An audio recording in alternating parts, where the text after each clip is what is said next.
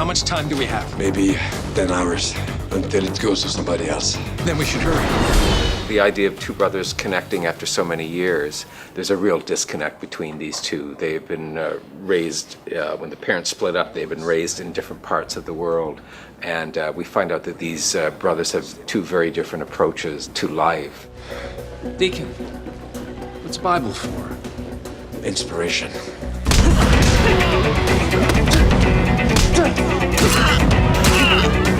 My character has sort of gone more of a gentler path, whereas Jean-Claude's character has gone through this solo kind of journey via being a mercenary and essentially gun for hire. My name is Charlotte Peters, and I'm playing Anna in The Pounded Flesh. The character of Anna, I think the most interesting aspect I found in her was the fact that there was this huge level of vulnerability, even though what I was trying to portray the whole way through the film is this inner strength. Someone once said to me that it's not the fact that you've crossed a bear, it's the way you choose to carry it. And that was very clear in the script when I read it. It's the fact that she's got quite a cross to bear, and we don't necessarily need to know what it is, it just comes across. But she chooses to carry it in the right way. She chooses to try and overcome the odds. Here.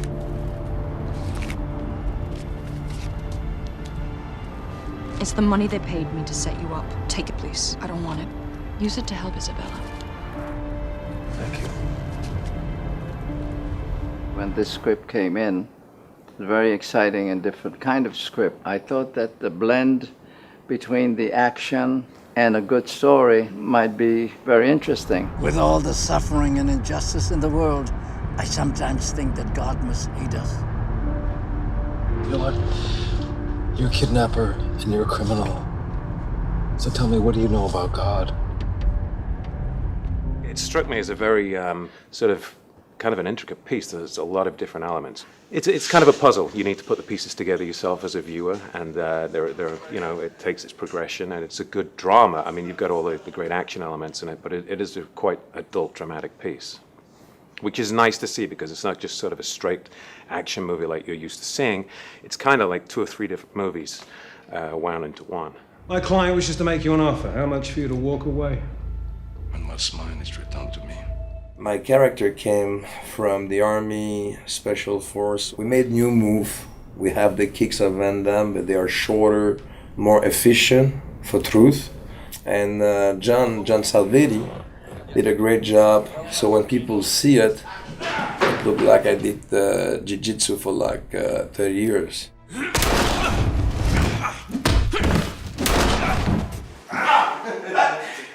Well, John's amazing, and the funny thing is, I said to him before I met him when we were in LA, I'd seen him on the big screen fighting with Donnie Yen like 25 years ago. We'd go to the cinemas in London and see all those great movies, great kung fu movies, and John was in a few of them, and I saw that in my favorite films.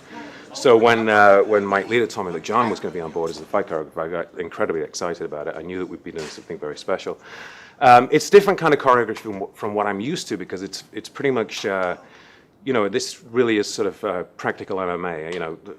Fight moves and everything that you could do in a real fight. It's not so cinematic, but it's real moves that are done in a distinct kind of a beat, sort of a broken beat, really, where you've got moves coming in that you don't expect them.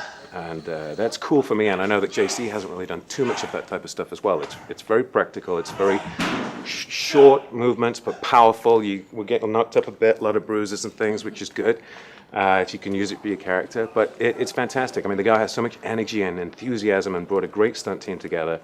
And I think the fights, it's going to be quite surprising for Van Damme fans to see the kind of stuff that we're doing here on this film. Let's do one where we leave them for a little bit, just so we see them for a little longer after the grab. Don't leave.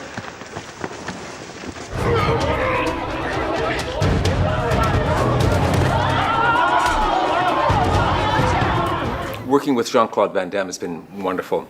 Like a lot of, actors and people my age, I grew up watching his films, and off the bat, we really found out that we, in fact, did embody qualities of these characters already. Faster! Okay.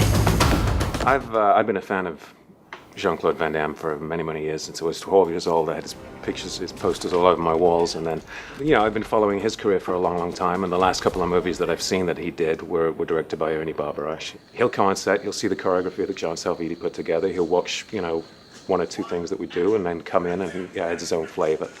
And again, he knows where he likes the camera to be, how it's going to show off his kicks and techniques and everything very well, and it's great.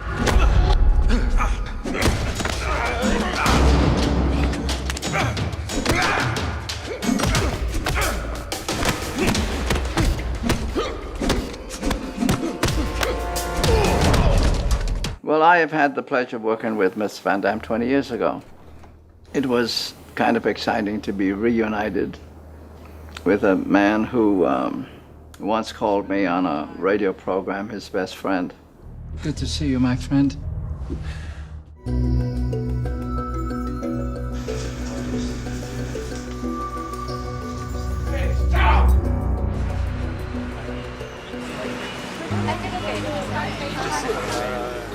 Well, I felt the script was very energized and nonstop, so I wanted to express that visually. So I wanted to add lots of lights, lots of saturated colors, keep the intensity growing, lots of sharp angles, lots of shadows to keep the audience on edge. Whenever you are learning about a new culture, you have to think about what things are different. Like, are the license plates different? Do they drive on the same side of the street that you do?